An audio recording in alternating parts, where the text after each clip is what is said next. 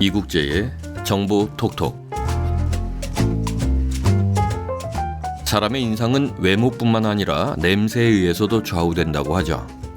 내 입에서 나는 입냄새를 신경 써서 관리하는 건 나를 위해서 그리고 남을 위해서 꼭 지켜야 할 매너입니다.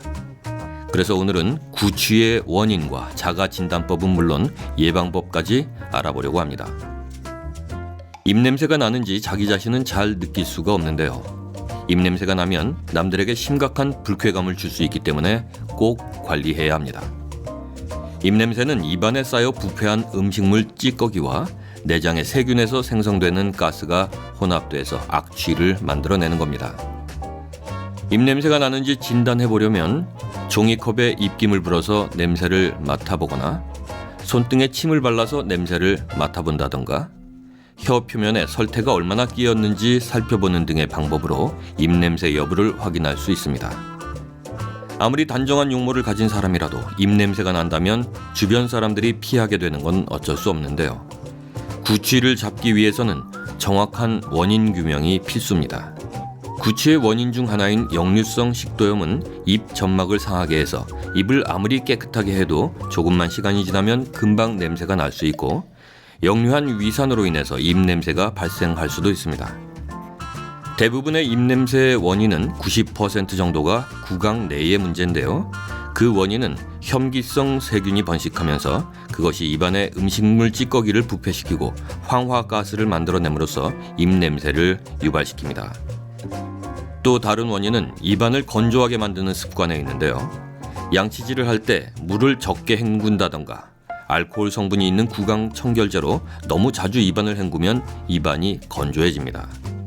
그러면 세균들이 쉽게 자라고 입안이 말라서 침이 잘 나오지 않기 때문에 입냄새가 나는 거죠. 자, 그럼 이제 입냄새를 없애는 방법을 알려드리죠. 앞에 말씀드린 대로 입냄새가 나는 90% 이상은 입속에 문제가 있기 때문에 입안을 청결하게 하는 것이 제일 중요합니다. 혓바닥을 길게 내밀었을 때 보이는 백태를 없애주세요. 양치질을 꼼꼼히 해서 백태를 없애주면 간단한 입냄새는 잡을 수가 있고 정기적인 치과 검진만 받으신다면 입냄새를 거의 완벽하게 관리할 수 있습니다.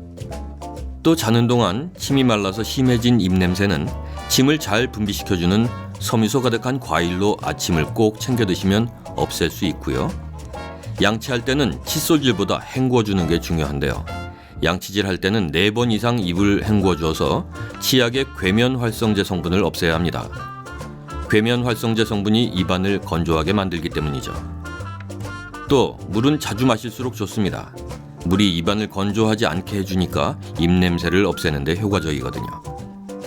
껌 씹는 것도 도움이 되는데 껌 자체에서 나오는 향으로 구취를 예방하는 것이 아니라 껌을 씹음으로 인해서 입안을 자극하게 되므로 오랫동안 꼭꼭 씹어주면 구취 제거에 도움이 됩니다.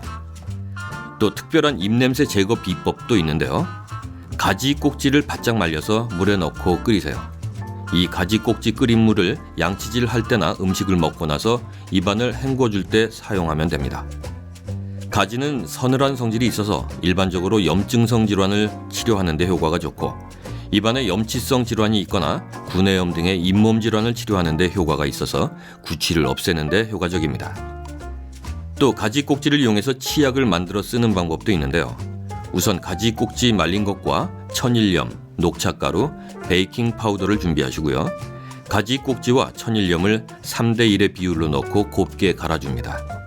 갈아준 가지에 녹차가루와 베이킹 파우더를 섞으면 가지 치약이 완성되는데요. 가지 치약은 입냄새 제거에도 좋지만 치통에도 아주 좋습니다. 그리고 호박씨도 입냄새 제거에 좋은데요. 버리기만 했던 호박씨를 간식으로 먹으면 입안의 설태 제거는 물론 침을 자극해서 입냄새가 나지 않는다는군요. 네, 오늘은 입냄새의 원인과 없애는 법에 대해서 말씀드렸습니다. 여러분 모두 입냄새 잘 관리하셔서 매너 있고 향기로운 사람들이 되기 바랍니다.